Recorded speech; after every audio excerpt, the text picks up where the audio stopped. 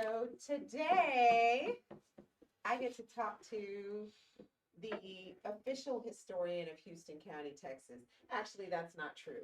But you probably know more about Black history in Houston County than most people.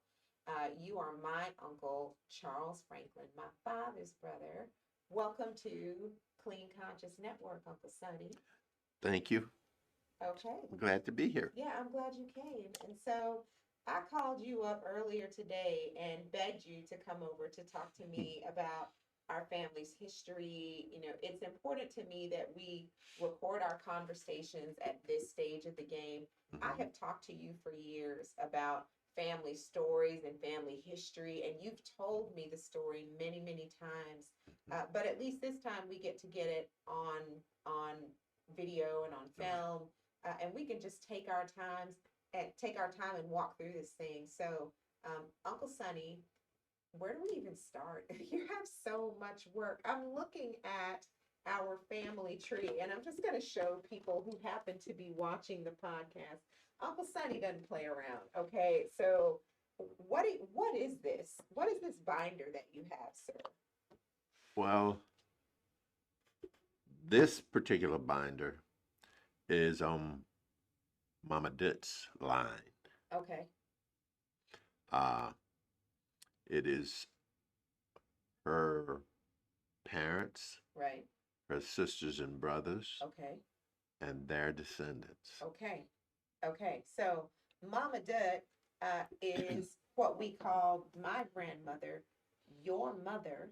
Right. Her name, the name on her birth certificate is Katie Lucille Henderson.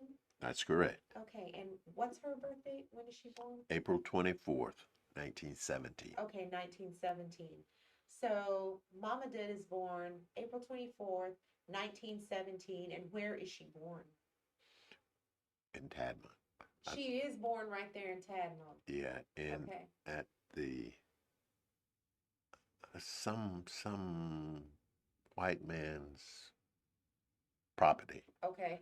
because that's where my grandfather, her father was working, and they Okay. lived on the property. Okay. So she's born essentially at home, you know, where Right, home would have right. been for our family at the That's right. time. And who's her mom and who's her dad? Her dad is George Henderson, and her mother is Augusta. It should be Hickman, Okay. Augusta Hickman, Okay. but there's a story in itself. Okay. You know, we're here for the stories, Uncle Sonny, and I know there's a lot to get to. So we're saying Katie Lucille Henderson Franklin, my grandmother, who, by the way, I am named for. My Right. middle name is Lucille, like hers. Hmm. Um, her father's George Henderson. Her mother's Augusta Stewart. Should have been Hickman. And let's talk about Augusta. Now, Augusta's who we call Big Mama. There was That's nothing right. big about Big Mama, but she's my Big Mama, and she Right. was old all my life. Yeah. Now, I don't know if she was old all your life. She's your grandma, like, um, but Big Mama is born in Tadmore also, or Yes. okay, She is born there in Tadmont to her mother in 1889, okay, in December 12th, okay, 1889, okay, and she has her birthday. Patrice has her birthday. oh wow, Uh, okay, and her Big Mama's father was T.W. Craddock, okay, and he was postmaster at a little community called Colthorpe, Colthorpe, which is right down about 4 miles from Tadmont. okay. What's And funny, I don't think I've ever been to no, Colthorpe, you've but been it's through like a you've stone's been throw. through you've Okay. been through Okay. Colthorpe many Okay. times, All right. but you just didn't know it Okay. because they've taken the sign down. There used to be a sign that says Colthorpe, Okay. but they've taken the sign down. And it's not marked anymore. Okay. And Big Mama's dad, or yeah, whatever. Her father is postmaster Was a postmaster in Colthart. in Coltharp. Right. Okay. And Coltharp is not even on, like on the map anymore. Not They took the anymore. sign down. This is, see it says Colthart Okay. there somewhere. Yeah, I see it Right. right here. So Okay. here's Ratcliffe. It's Yeah. just south. There's Tadmor up there. Right, And so exactly. I'll show that to people who just happen to be watching us. Let's see here.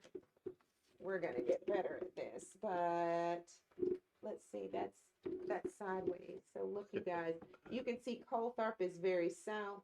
And then you have Ratcliffe above that, and then Tadmor going up toward that. Now, the distance between Coltharp and Tadmor can't be more than, what'd you say, 4 miles? 4 miles. Yeah, I mean, that's not a huge stretch of land. So that guy is from down there. Yes.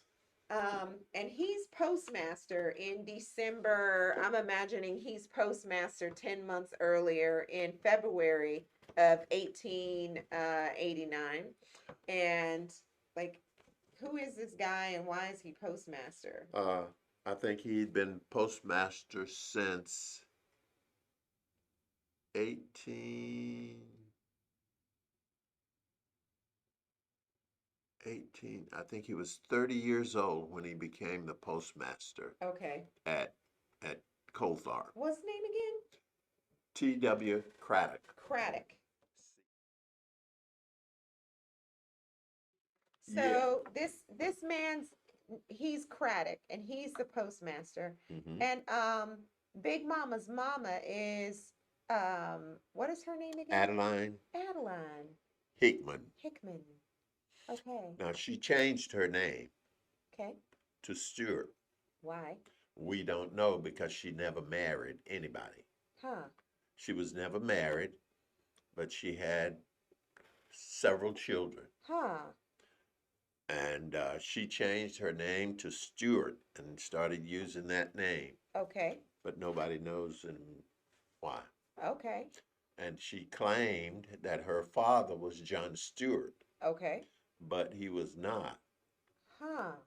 because Ancestry, Well, Ancestry went ahead and proved that that was not true, huh? that's true.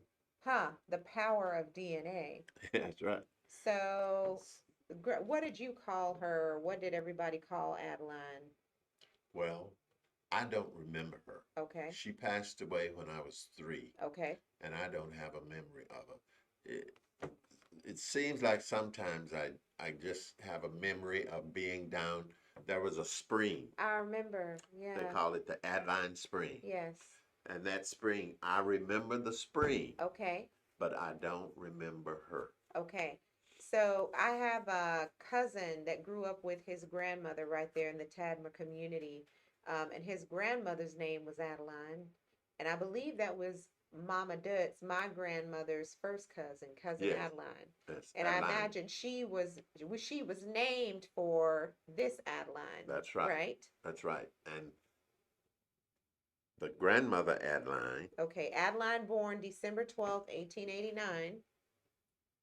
no, Adeline was born Oh, sorry. Adeline born, yeah. 1860. 1860. Yeah, October 10th, 1860. Yeah. Now she was, we call Little Adeline. Okay. Oh. She was her grandmother, but she raised her. She had her ever since she was an infant. Okay. She raised Adeline, and Adeline's daughter, who was Little Adeline's mother, was Henrietta, who was Augusta's sister. Okay. Augusta had only one sister, Okay. and she had 3 brothers, I think, 3 or 4 Okay. brothers. Okay. So, yeah, but Adeline changed her name to Stewart, Okay. and she used that until she died. Okay. Even they put it on her tombstone, Okay. and but she was not a Stewart. Huh. Interesting. Well, maybe the Stewarts were good to her, or adopted her. or Maybe showed her she some met kindness. some man or something that Yeah. idolized or something, said, I wish he was Yeah. my daddy. I don't know. Yeah, right, right, right. Now, there's a story that says she lived on, and if you look on the U.S. Census, Uh-huh. I think it's for 1910 or so. She says that she lived with the Indians. Really? Yes, in Arkansas. Huh. How did she get to Arkansas? Well, that's what we don't know. We She's born 1860, which is pre-emancipation. mhm, Was she born free or enslaved? we don't know. Don't know, but she was with Native Americans That's what some she kind said. of way. Yes. Okay. Now, I know she did know about herbs and things Huh. because she taught Augusta. That is so funny because, of course, knowing about herbs means that you're from the Native Americans. It's only true. And she told people that's where she learned it. Oh, She wow. said the Indians taught me. That is so interesting. So, We're on Clean Conscious Network. I'm Dr. Robin Franklin Trailer, sitting with my uncle, Charles Franklin, historian extraordinaire, keeper of the family history. And my uncle Charles, tell me where you're from. Tell me about you. You're born in Tadmer. I was born and raised in Tadma. Well, I was born in Tadma and raised over in a little place where they call it Creth. Tom Daniel, who is my dad's grandfather, owned, I think it's supposed to be about 55 acres. And when my dad and mother got married, they purchased an acre Okay. from him, I think, Okay. and they lived on that property. Okay. And then the other property we had access to, Okay. and my dad would use it because they weren't planning on it. Right. They would let him use it to plant gardens and Okay. whatever crops he wanted, he could Awesome. use it. Awesome. So that's where I lived on Tom Daniels' property Okay. In Houston in County. Houston County, Texas. Okay. And you're born in the 1940s. I was born on June 16th, 1946, Okay. in Crockett, Texas. Crockett. That's the Yes. big city. I was the first hospital baby for Oh my my mother. gosh. Oh my gosh. Like that is huge. Wow. All the others were born at home, and the midwife was Mrs. Lula Patton. Miss Lula Patton. Yes, Mrs. Lula Patton. Okay. So you're born in the hospital in Crockett. Your parents are Carl Lester Franklin and Katie Lucille Henderson. correct. Okay. And they are my grandparents, That's right. affectionately known as Daddy Rip and Mama Dip. That's right. Okay, so I meet Daddy Rip and Mama Dip in 1979 when I'm born. All Okay. I know of Daddy Rip and Mama Dip is that they were the mayor of, they collectively are the mayor of Tadma. Now, I think if most people are looking for Tadma on the map today, and the audience is going to have to forgive me because I say Tadmo. I think the proper way is Tadmer. I think Tadmer is even like a place in the Bible. A lot of the cities around Houston County are named for like biblical towns. Right. But much of our family calls it Tadmo. Tadmo. Right. Yes, So that's right. so I meet Mama Did and Daddy Rip because Mama Did always goes before Daddy Rip when you say it. I meet Mama Did and Daddy Rip in Tadmo in 1979 when I'm born. And what I remember of them is that number one, they're the sweetest, most humble people I could have ever had as grandparents. And I know you knew them as full humans, like flaws and all, the good and the bad, but they are just my very sweet grandparents.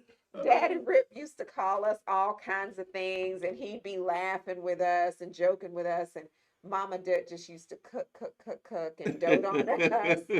And I just thought they hung the moon and stars. They were amazing grandparents. But my mind, I can barely even see them in the city. I have flashes of city memories of them, but I imagine them always in Tadmo, off the red dirt road, in their house, right across the street from Bethel CME Church, right there in Right. Tadma community. Yeah. Um, and so you, Uncle Sonny, are raised like right off of Tom Daniels' property, Mhm. and you're running around Tom Daniels' property all of your young All right. days. That's right. And just to remind everyone, Tom Daniels is Carl Lester Franklin's grandfather. That's correct. Okay, so Daddy Rip essentially bought some land from his granddaddy and stayed there and planted on land around what he purchased. Right. So I'm imagining that when you're growing up in Houston County, you are surrounded by family. That's That's correct. what I'm imagining. That's correct. Okay, so describe to me what it's like for like who's in the neighborhood when you're young and in Houston County. Uh, well, we lived about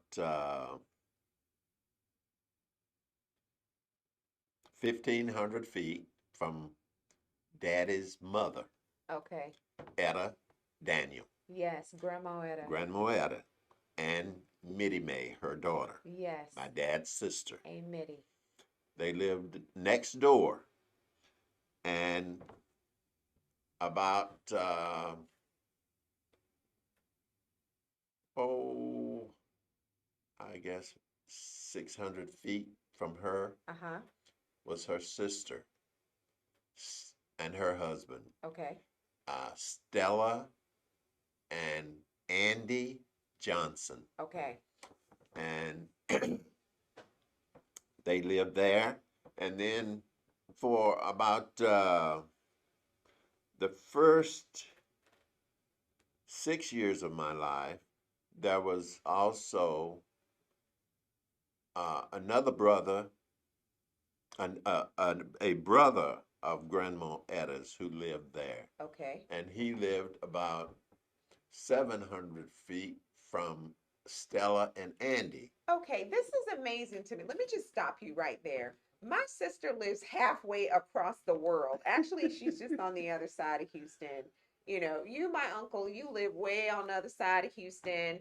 Sometimes you even like fly out of state and you come back. Mhm. But what you're describing to me is that you are in a small community on a piece of property where family owns like a little piece of property like Right, all around you. right. Let me just ask because the world is waking up to these blue zones. Blue zones are places in the world where people live long, Mhm. and where you have more centenarians per capita than any other place in the country. Mhm. And I don't know if you have any recollection of anyone's age and how old folks were when they passed away. Do you remember anyone living to be 100 years old, when you were young or living to be super old in that place? No, I don't. Well, Uh, let me stop no. you there because I remember my grandmother lived to be over 100, and Oh, the really? neighbor next door, yeah, Mama Dip Oh, was like yeah, yeah, 101. And yeah. then But I was thinking you were asking in my I early am. childhood. Well, I was, but one of the things that contributes to communities being able to create that blue zone effect is that you have to have a lot of family around, and the Hmm. community has to be invested in the old and young. Okay.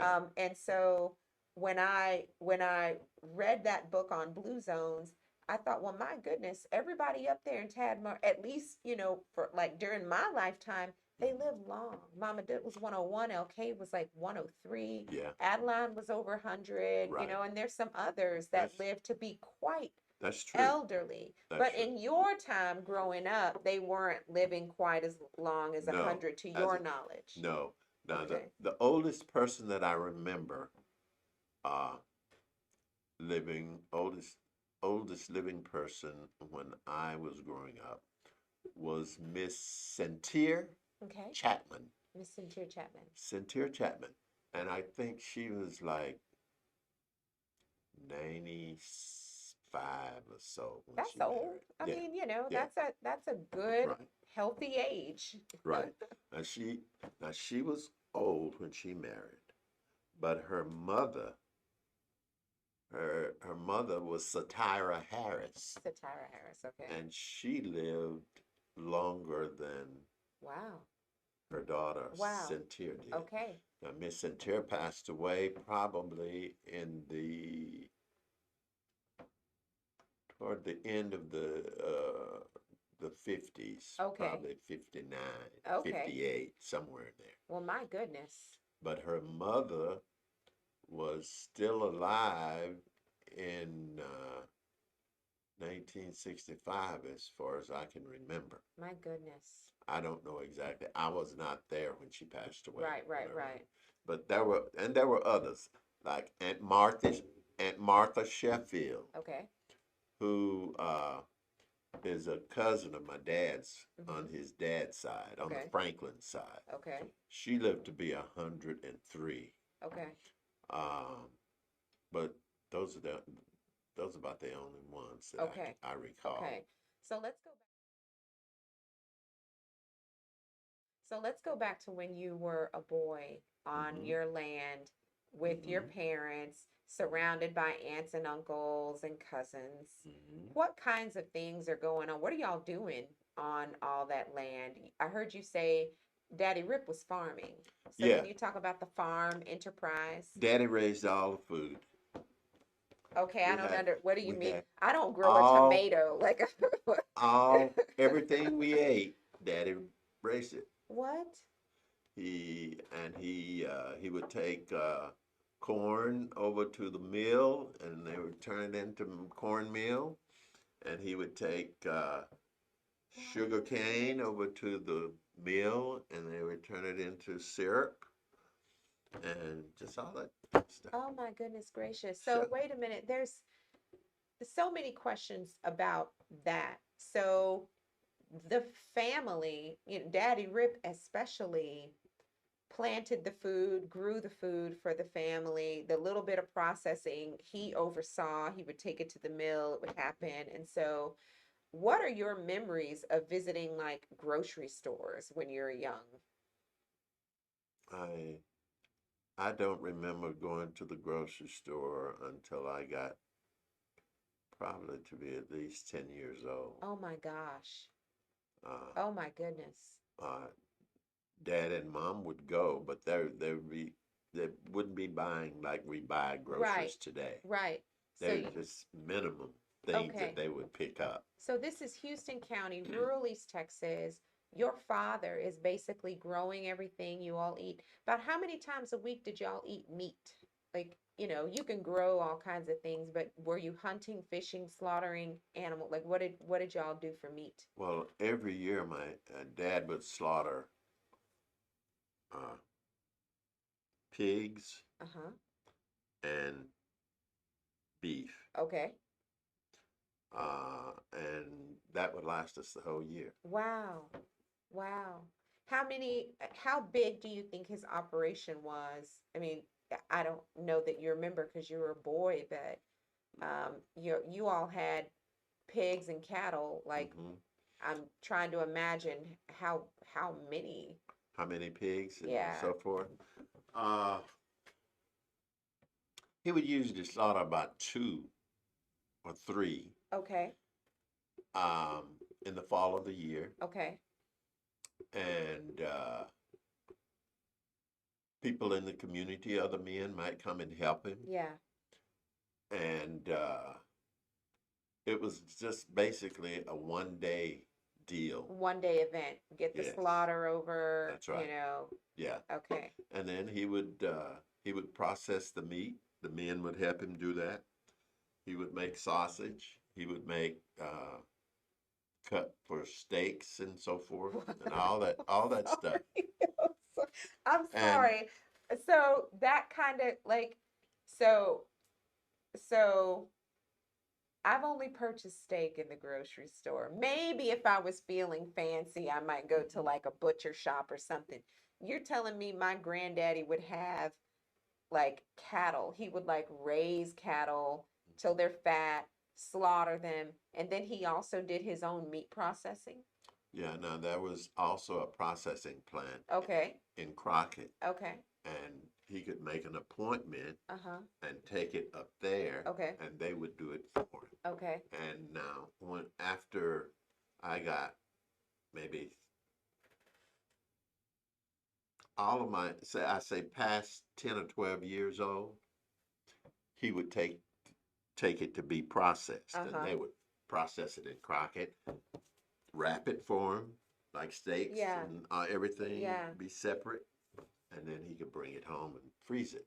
What? But Okay. before that, we used a smokehouse Okay. to cure the meat so it wouldn't spoil. Use a smokehouse. You know, have you ever heard of a I've smokehouse heard to of a cure? smokehouse. I feel like I've seen a smokehouse out back of my mother's father's home when I was young. Well, Daddy Rip had a smokehouse, Huh. and what it is, it's just a house like Yeah. 4 sides, Right. and you go in and build a fire in it in the Okay. middle of it, and let the fire burn and to it start smoking, Uh-huh. and you hang the meat up Okay. in it, and it cures the meat. Oh my gosh. And you can also cure the meat with, he also had some salt, Mm-hmm. and he would pour salt over Yeah. on the meat and let the salt cure the meat, Okay. and it doesn't spoil. And you Okay. can just go out there and get meat whenever you wanted to have for, whatever meal you were gonna have, and you had your meat. Okay. So because of Daddy Rip's work farming and ranching, you all rarely even had to go to a grocery store. Mm. Probably didn't have to go, maybe going was some kind of a convenience for the It- time, but I think the basic things they went for was like sugar, uh-huh. flour, Okay. because they didn't have anybody who processed wheat, Okay. and we didn't grow wheat, Okay. so they have to buy flour and they have to buy sugar, and then they started buying matches, Okay. and that's the things that I remember. Oh my goodness. But I don't know. I don't know. I'm sure there was other things they would pick up too. I wonder if people still live like that today. I'm sure somewhere in the Somewhere in the world, world they do. but Right. I am blown away by that account because I don't have one memory of living that way in my lifetime. I think my parents worked hard to make sure I never lived like that. Mhm. I think when you're from that kind of a community, Mhm. especially during the time, okay, this is Yeah. the Jim Crow South in rural East Texas, my goodness. Right. I think the message was grow up and get out, Yeah. at the time. Right. But, looking back on what you had, Right. even that part where you lived on several acres of land, Uncle, my little house is on, under 2 acres in Mhm. Houston, Mhm. we're fighting for scraps down here in Houston, Right. and our family had land. Right. Our family had land. Right. And you were surrounded by love and support in that community. I mean, maybe nobody was like perfect, but Mhm. you could run around there Oh, yeah. and everybody knew you, Exactly. Exactly. Huh. That's interesting. So so you are born into a home where there are already some children above you. That's Who right. are your older siblings? Well, there's Carl, who's the oldest son, living there with us, Okay. and there's Barbara, Okay. there's Marva, Okay. and then I come along. Okay. So Uncle Carl, about how much older than you is he? 8 years. Okay. Okay. Mhm. Sweet. And Barbara is 6 years. Okay. Marva is 3 years. All right. Mama did. She spaced y'all real nice like that. Get a Yeah. little break. Right. Not none of this year to year, back to back No, nonsense. no, no, Yeah, no. yeah, y'all are spaced out just right. Yeah. My memories of you all growing up is that you were a very loving family, and I don't mean like so much hugs and kisses, Right. although there were certainly hugs, Right. but I don't have any recollection of growing up in a family where we were ever like separated from any extended like period of time. In Uh, fact, my memories young are of us all being together in Mama and Daddy Rip's little shotgun house. right. Maybe not exactly shotgun, but it was smallish, Yeah. Yeah. but we would all descend, on the homestead at the holidays. And those are like the best memories of my whole life, Hmm. being surrounded by all of us there, Right. nice and tight. We don't do stuff like that as much right now because, Right. I mean, everybody's kind of grown and gone and moved on or Right. whatever. And even now, it's like hard to find a place to lay your head where we're from. So Sure. if you go up there, it's like a turnaround trip. But Yeah. That's what right. y'all had magic back then, I think that's pretty cool. Mhm. And so describe to me, we have talked about like nutrition. Sounds like you guys had like a very excellent nutrition plan. We talked about what you ate. What did you drink? And Water. where did you collect your water? Water or milk. Okay. Okay. We had cows to give us milk, Okay. and there was a well Okay. right in the back. Okay. So you would run and get your water and y'all would, oh, you know what? We talked about Daddy Rip doing all this farming and ranching and stuff. Hmm. What did you do? Were you involved in any of this so-called farming We and just helped ranching? and everything. You did. Yeah. Tell me what you did, Uncle Sonny. Like, what are your memories of being Um, out on the land, doing, agriculture things? I remember planting, Okay. harvesting. Okay. Daddy planted everything. Uh, Now, Daddy planted things in the field, Yeah. but Mama also had a garden, Okay. and she had things that she put in her garden. Okay. We would work in the garden planting squash, okra, tomatoes, greens, beans. Potatoes, tomatoes. Oh yeah, potatoes, uh, Irish potatoes, Okay. sweet potatoes, everything, Wow. and just different kinds of beans and peas, and he would even have cantaloupes. He would have even eggplants, Wow. and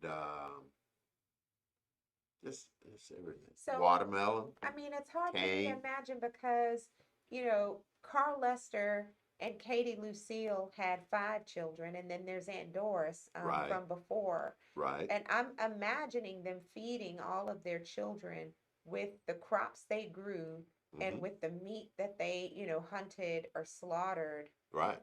That's a lot of food. Yes, it It's a is. lot of food. I can't ever remember being hungry. Did you all have beggars in the community? Like homeless and beggars, or do you There were poor remember? people there, yeah. Of course, yeah, but Yeah. Daddy would tell people to come over and get what they wanted, especially after Mom had gotten everything and she right, had finished canning in the summer and right, everything. right. She'd tell people, y'all can come over and get food, get you some peas and beans or whatever you want, I was telling and someone just let them come and get it. not long ago, these days in Houston, you ride around Houston, you see homeless and hungry people Hmm. everywhere. Hmm. And it's heartbreaking, Hmm. because It it is. seems like a problem that just cannot be fixed. Even Jesus said, the poor will always be with you. Hmm. But I also remember being young and going to Houston County, visiting Tadmo. Hmm. I never saw a beggar on the street. Yeah. I never saw a homeless person up there, not one. Right. Right. But I guess that's because the community took care of its own, Well, I don't know. mostly because see, everything is rural up there, Right. and usually where everybody live, they own that property, Yes. and it's usually enough for them to have them a garden. Right. So everybody You up don't there have had to be gardens. hungry, No, no, living in everybody rural had their garden. communities. But Wow. Daddy had enough space that he could plant a lot of food, and he would just tell people, y'all can come over and get. He knew who the poor people were. Okay. and he would tell them, y'all can come over and get you some food Right. if you want. Right. Well, tell me this. How many acres of land did Daddy Rip have to farm in order to sustain his family for a year or so? I mean, Oh, I've heard of crop rotation, you all know, that. Like, what did you have you to know, he didn't use a lot of acreage. really? Now he sometimes he planted all the time. He planted far more than we needed. Okay. Uh, because 5 acres was plenty to Really? feed us to Really? support. Oh yeah, that's plenty. Okay, well, so He got Mama did would store the stuff. hmm Did y'all ever sell your crops in town or No, no? So it was I to don't think feed we the ever did. family, Yeah, to just feed to the feed the family family and the and whoever community. wanted, Yeah. and whatever was left over was fed to the cows and the Yeah. pigs and the horses and Right. everything. Yeah, that's how he fed the fed the animals. Golly, Patrice, what's wrong with us? My gosh, I'm out here going to the grocery store. I could have a garden. Oh my God. Okay. Okay. This is the protected, insulated, beautiful Tadma that you're growing up in. Talk to me about your schooling. Um, I attended school in Kennard Okay. all of my life. Okay. Now, Carl, Barbara, and Marva all went to school uh, up in Germany. Now, you don't know where Germany No, is, no. but that's about 10 miles away. Okay. And they had a elementary school in what we called it Weeches, Okay. but my Texas history professor told me the correct name is Wetches. Oh, Wetches. witches. So they went to school in Wetches Elementary School, Okay. and then they went to Germany for high school. Okay. Were these schools integrated or No, segregated? they were segregated schools, all Okay. of All of them, even yours? them. Okay. So you were growing up in rural Houston County in segregated schools. Who's at the school? Who are the students and who are the teachers? Just the students from the community there, Okay. all the people in the community, Okay. they sent their kids to school. Now, the teachers, we had, it was a very small school. Yeah. We had first grade teacher, Mrs. Jolly, Mrs. Verna Mae Jolly. Okay. She taught first and second grade. Okay. Billy Foy Lamb was third and fourth grade teacher. Uh, Mittie Mae Wiley was fifth and sixth grade teacher. That's our Aunt Mittie Mae. That's correct. And Annie B. Johnson was the seventh and eighth grade teacher. Cousin Annie B. That's right. Yeah. And then you go into high school, was English, high school English was Mrs. Smith, was the principal's wife, Henry Smith's wife, Zenobia Terry Smith. She taught English. Uh, History and government was taught by Mrs. Joella Scott. Um, Also biology, and we did not have chemistry. We had biology. Okay. And that was taught by Billy Lamb also. Okay. So those lambs are our cousins too. Yes.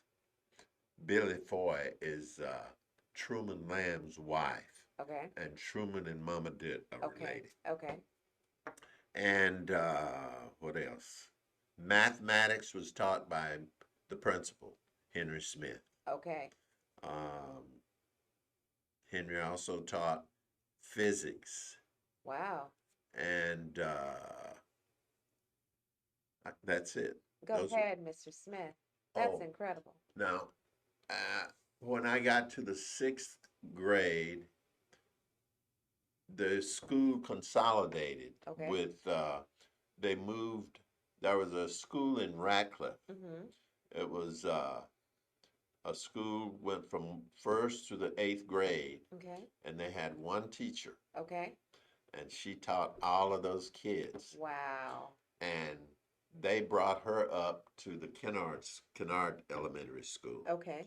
So she ended up teaching, I think, when Billy Lamb started teaching biology, Okay. she took Billy Lamb's classroom and she taught third and fourth grade. Let me just tell you something, Uncle Sonny. I can barely remember my teachers Oh, really? from when I was young. Yeah, I remember let's see, I think I had Miss Princella when I was at Texas Medical Center, a little school off of like Stella Link, close to Hiram Clark in Houston.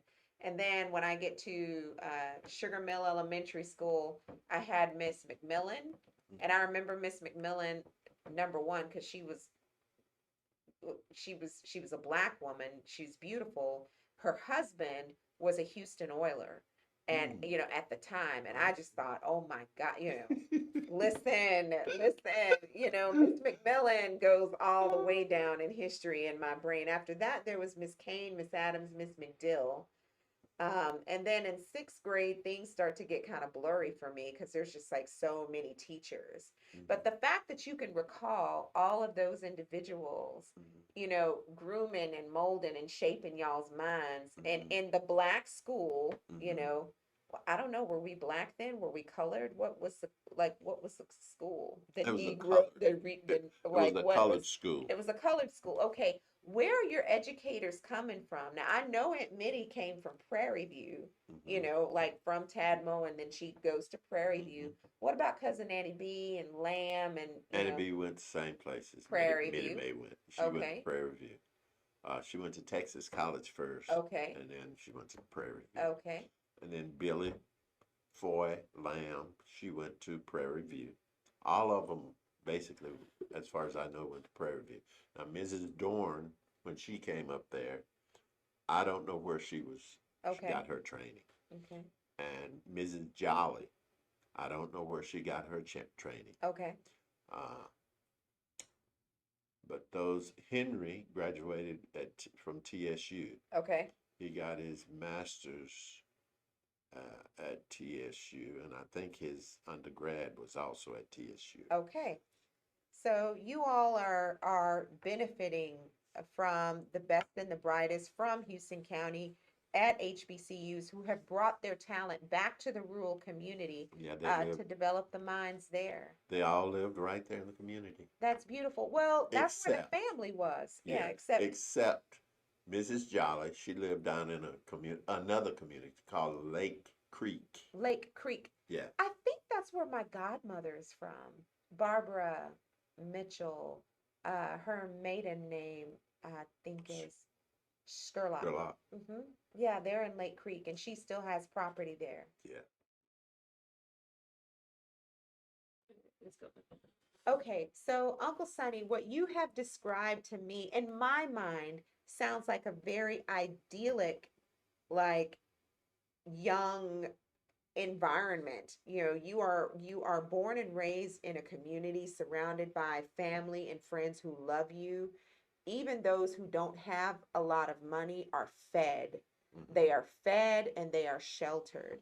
And you can run free, and you go to, schools surrounded by people who look like you and who are truly interested in your success. You're taught by family, by your aunts and by your cousins who are going to drill into and pour into your mind, so that you achieve and Right. so that you're really smart.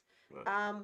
But I also recognize that you're born in the Jim Crow South in Houston County, rural Texas, rural East Texas in the 40s. And, like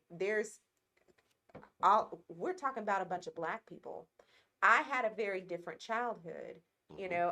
I'm raised in Houston, which is certainly, if not the most culturally diverse city in the nation, it is certainly in the top three, I would imagine. Sure. And I grew up in a community that, in the early part of my life was very, very Caucasian. But by the time I get to middle school and high school, it's like the United Nations out here, okay? Sure. Like my friends were everything from everywhere. We're all faiths and religions and no religions and sexual orientations, and we're just very different from each other. Right. So I have always been comfortable being around people who are not exactly like me. Mm-hmm.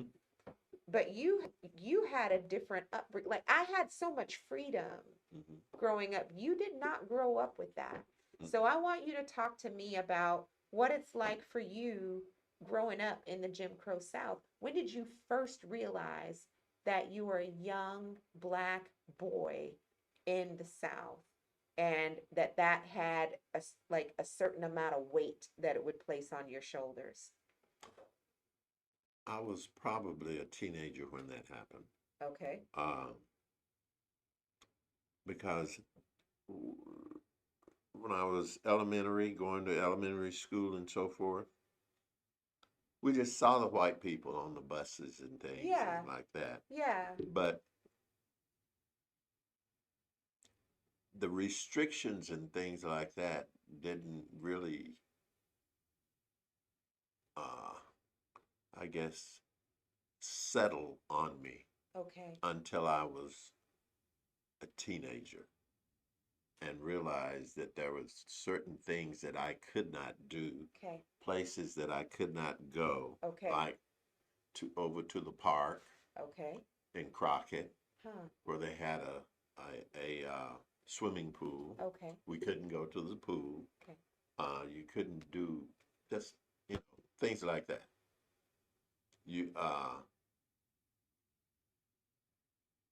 So that was it.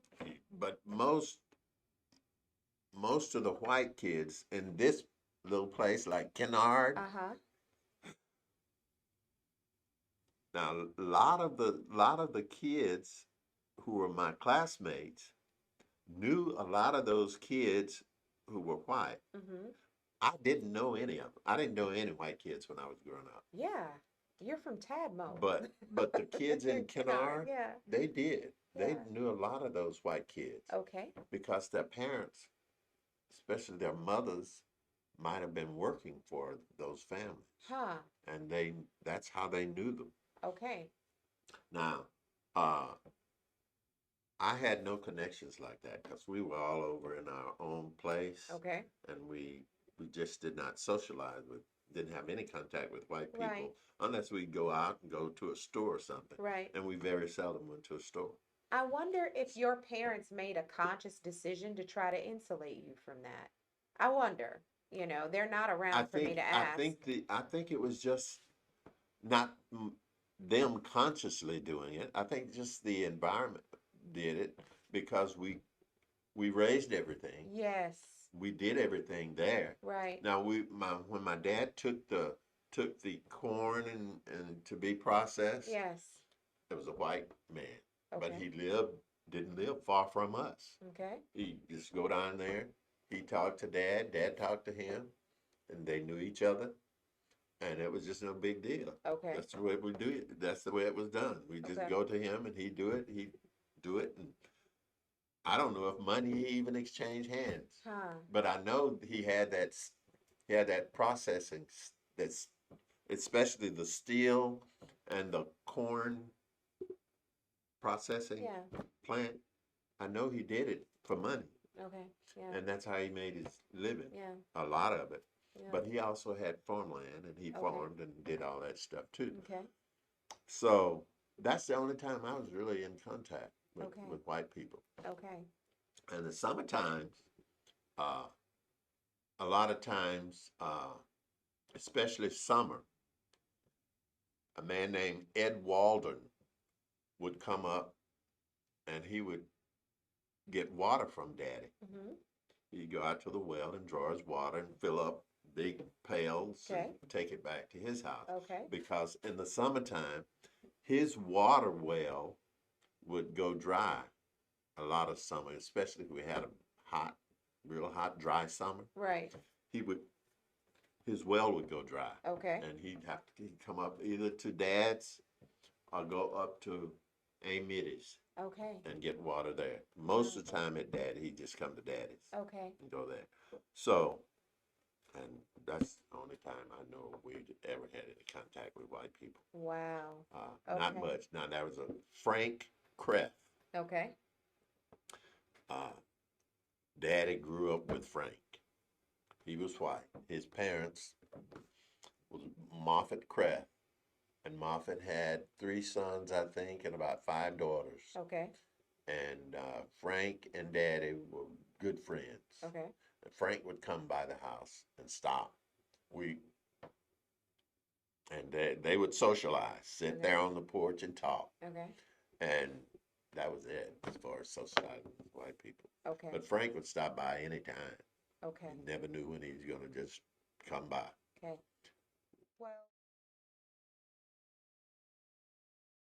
Well, do you have any memories of traveling at all? Like, did y'all go places in the summer? Did y'all ever go on No, vacation, so no. to speak?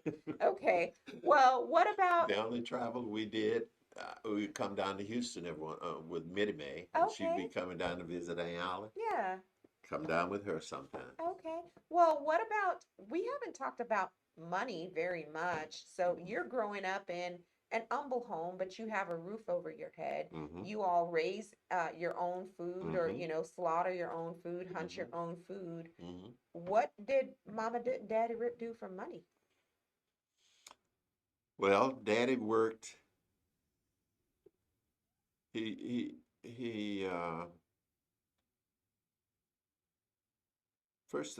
first workplace I remember him is at the Lufkin Foundry. Okay, He worked there, but they would get laid off a lot. And Daddy got tired of that, and he went to construction. okay.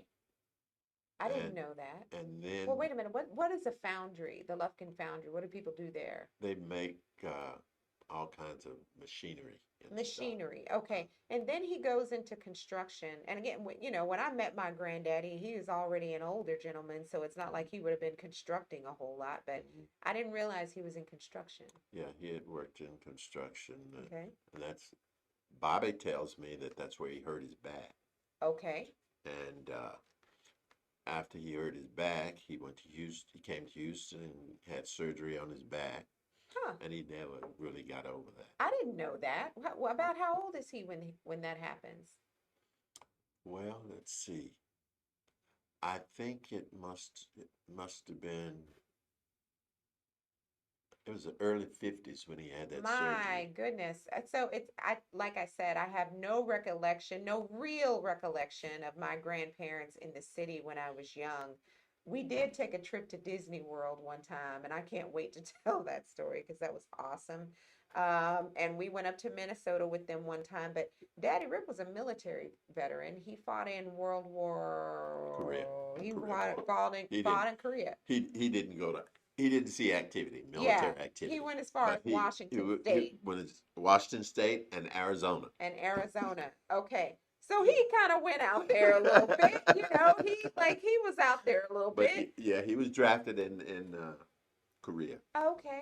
in the Okay. Korea And so then he conflict. comes back home, and Right, has his family and everything. And I right, heard even Mama did visit him, once or twice up in Washington, which is kind of cool. right. Once in Um, Arizona. so, it's not like they never saw anything or never went anywhere else. Right, But they loved home. right, So they stayed home. right. Um, They were they did one time they were going to move to Washington D.C. and they packed their clothes, packed everything up to take with them, and Marva became ill, what? and they put Marva in the hospital.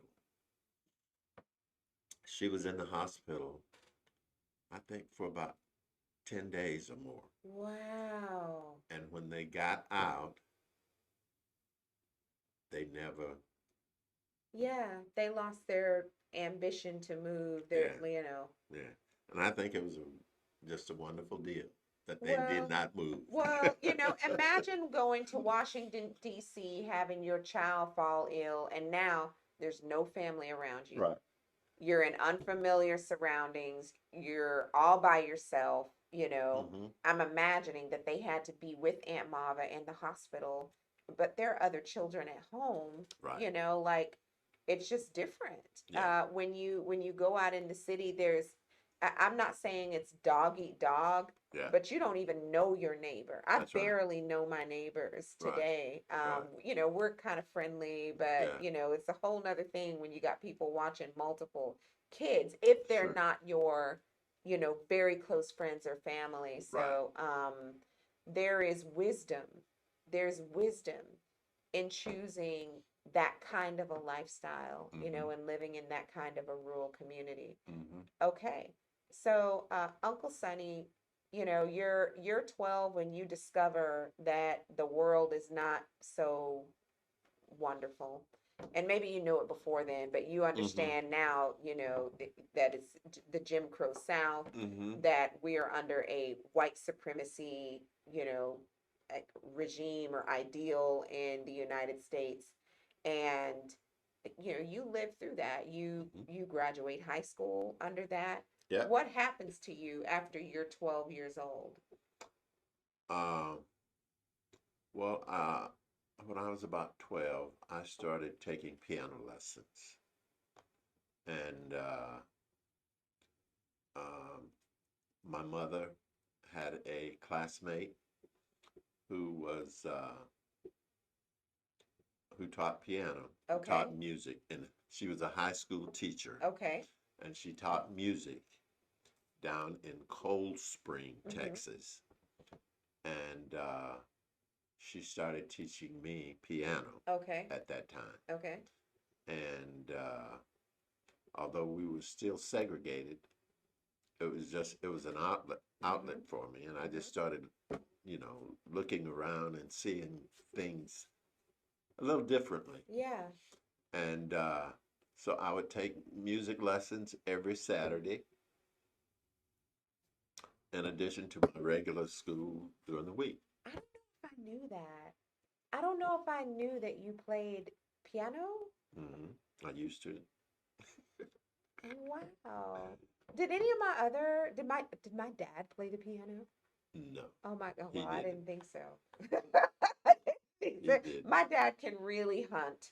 He's like He a loves. really good hunter, but That's I don't know about playing the piano. yeah. That was not his ministry. That's the Okay, Franklin. yeah, that's the Franklin. Okay. Marva and I were the only two Oh, and who Aunt took Mava piano. too. Yes, took piano Okay, lessons. sweet. Well, and so what year do you graduate high school? And 1964. okay, and then you go away and have an awesome life. I went to Texas College in Tyler. Yes, the CME college. Right. My mother's new mother, stepmother. So I can't wait to have this conversation with my mother. My mom's her natural mother, her biological Yeah, mother passed passed away away. when my mom was 11. Hmm. But God sent Marie to Hmm. be my mother's mother after Mary Frances passed away. My granddaddy married Marie, Right. and Marie graduated from Texas Oh, College, did which, you? that always made me proud because I knew that she was born in the early 1900s when it was Hmm. very hard for Black people to have anything or do anything. Right. So the fact that my grandmother had a college education, Hmm. um, I don't know, I always was pretty proud of that. Hmm. And so you go to Texas College. Hmm. That's awesome. And I was there. I went to Texas College from 64 to 66. And then I transferred to Stephen F. Austin in Nacogdoches. Yeah, that's where well, a lot of us went to Stephen F. Austin. I Oh, is that think, right? yeah, I think so. I mean, I think Mary Lily might have spent some time Yeah, there, I and I think she think did. Barbara Yeah, Skurlock, yeah. and certainly, some of the people on that side of the family. I think Bridget and them, some of them, Mm-hmm, they went to mm-hmm, Stephen F. mm-hmm. Austin Stephen too. F. Austin is not an HBCU. Texas College is, Mm-mm. but Stephen F. Austin is not. Right. So what year are you over there? 66, I All right, went over all right. Go ahead, Uncle Sonny. You out here integrating there. And things. it was really, really different. Yeah, I would imagine so. It was really Very different. different. And you know, I had never written an essay Yeah, yeah, until I got to Stephen F. Austin. yeah. How come they let you get away with that in Tad most schools? I know Aunt Mittie May wanted you to write some kind of essay. Well, see, that was I should have written an essay, especially in the eighth grade, I think, and then for certain in high school. Uh-huh. But I hadn't. I didn't. Never given an assignment for anything like that. Huh. So when I got over there and they wanted me to write an essay, I really I had Yeah, to you had to do the dig. work. I Dig had to deep. dig, Yeah. staying up all night trying to do this stuff, and You know it that was that really yeah, a lesson. yes, that is generational. I mean, I grew up writing essays. It never gets easier. I mean, I can talk to you all day long, okay, about any subject. Mhm, But when it's time to write an mhm, essay, mhm, it's like blank, no words, you know. And the research and you want to, you know, it's got to look right and, you know, read right. It's just a different kind of challenge. right. Yeah. So I needed money Mhm. to continue going to school there at Stephen F. Austin. You know what? Where did the money come from? I mean, you know, your parents are humble, right? Hmm. Like we had said, Daddy Rip was Hmm. at the, what did you call it again? He was at The the Foundry. foundry and then he Hmm. did construction Texas Foundry. and, Hmm. you know, and Mama did, I know she worked as a school lunch lady. Right. She graduated from high school. She's a school lunch lady. So, but you know, we're humble, okay? Right. And so, how did you afford college? Well, Marva helped me. Uh, Wait a minute, is Aunt Marva a Prairie View graduate? hmm. I had to go ahead and just get that in so Hmm. people know. Yes, she is. Yeah. Marva graduated from Prairie View. Well, her undergraduate was at Texas College. Okay. Her graduate school was at Prairie View. Okay. And but Marva helped me, and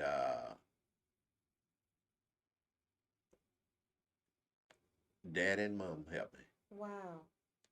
And but I, just ran out of money, and I just Yeah. College is so hard. in '68 I decided to go in the military so Okay. I could get some GI Bill money and Yeah. finish my. So that's what I Yeah. did. We have a long military history in our family. You know, some of it voluntary, some of it involuntary. Mhm. But still, my granddaddy, my couple of uncles, not my daddy. My daddy says his daddy told him, "Do not, don't." Daddy Rip told because my father, my dad says he wanted to go to the military, Mhm. and Daddy Rip told him, "We have already served. You don't have to serve." That's what Rip told Run. So yeah. So then you go to the military. Well, I think this is a good place to like pause Okay. and go ahead and just we'll plan for the Another. rest another Okay. time. Okay.